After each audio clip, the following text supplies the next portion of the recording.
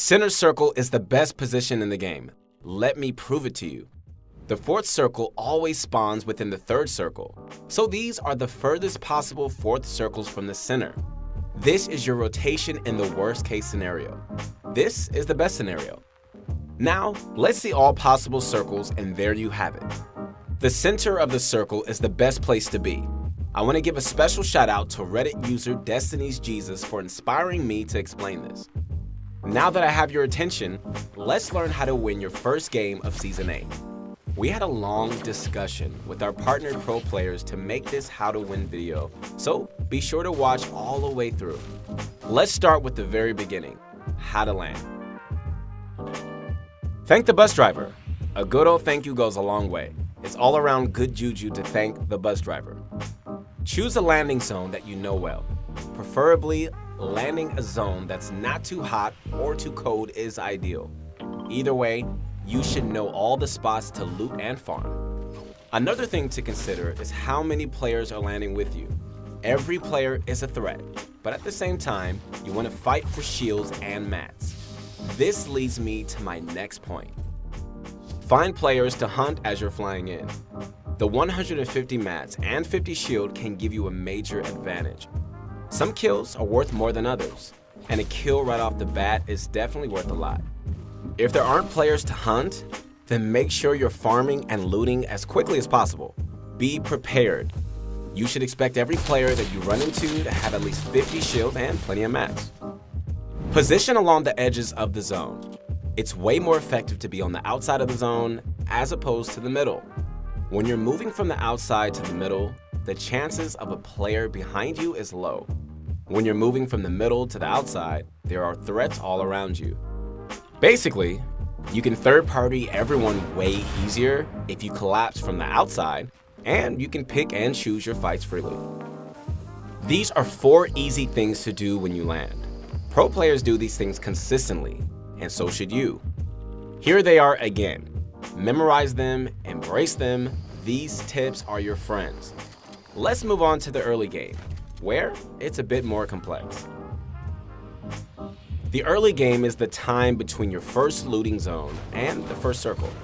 There are a lot of videos about the early game already, but they don't talk about the most important thing, the bus path. To have consistent early games, you need to understand how to use the bus path to your advantage. Look at the bus path as soon as possible. You should be able to guess where players will be. You can bet that more than half of the lobby is going to jump within the first quarter of the path. If we place a circle in the middle of the map and have the bus go through like this, then we can assume that there will be more players on the south side of the map. We can go a step further and say that the southwest part will have even more players because there are more looting zones on that side. This means that the safest place is the northeast corner because it's the furthest away. This is exactly how pro players map out where everyone will be. You can also make smart rotations with this info. You can plan your route into the first circle by running through possibly unlooted zones. Keep in mind that you might find a fight or two because there is usually at least 1 player per looting zone. If you do get into a fight, then it's likely a 1v1, and you should always be confident in 1v1s.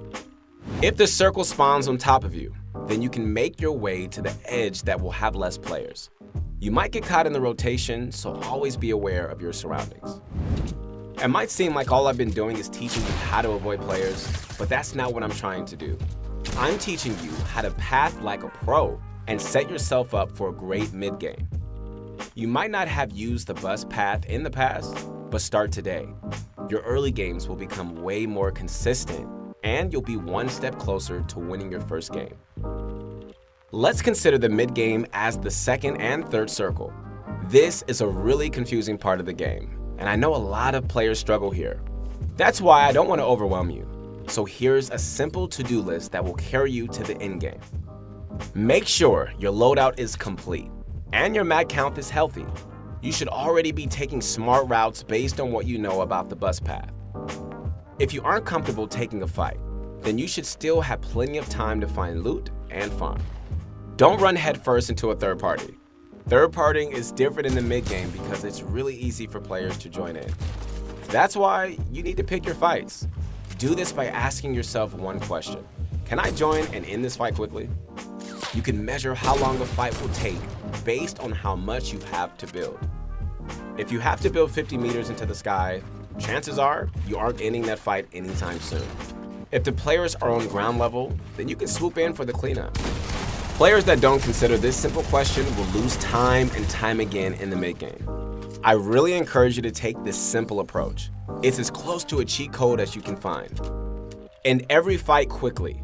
Everyone is roaming around the map in the mid-game, so when they see a skyscraper, they're going to head on over. This is where all your hard work pays off. Use all of your fancy building and editing skills to quickly destroy your opponent. If you aren't confident in your building skills, then watch the analysis videos on this channel, or better yet, visit Pro Guides and check out our courses. The last thing to do is to set up for the endgame. This is really situational, but using the terrain of the map is something you can do every game. Remember what I told you in the beginning of the video?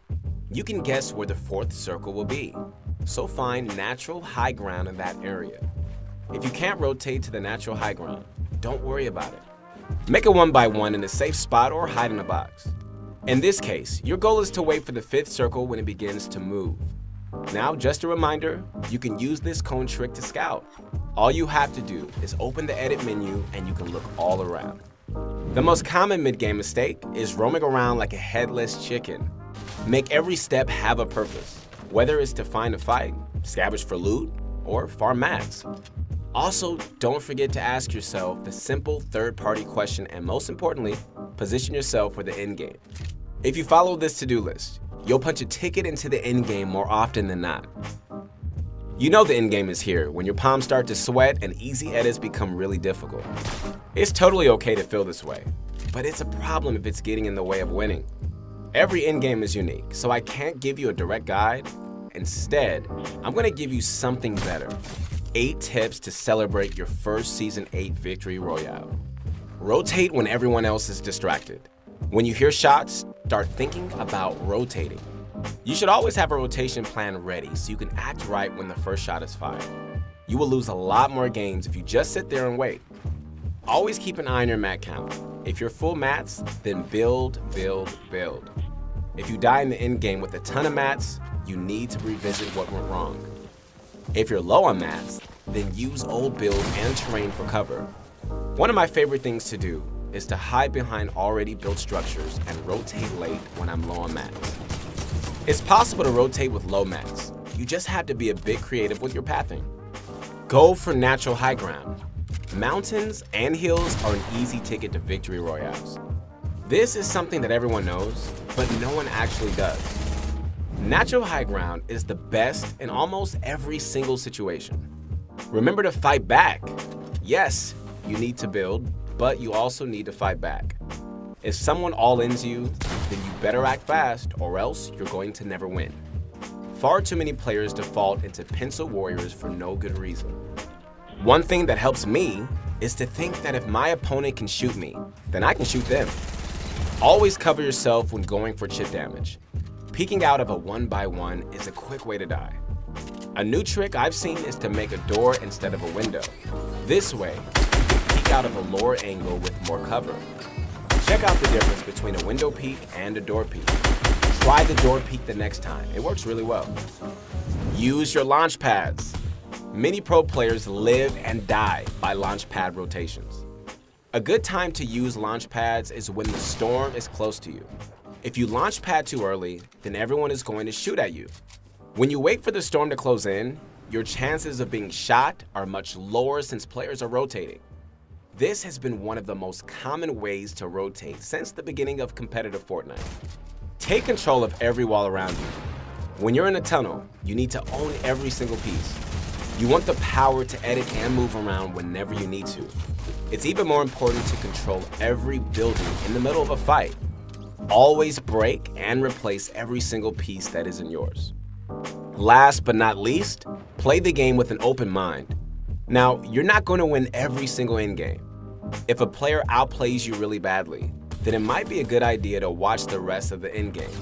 You can learn new tricks and analyze their gameplay when you're open-minded.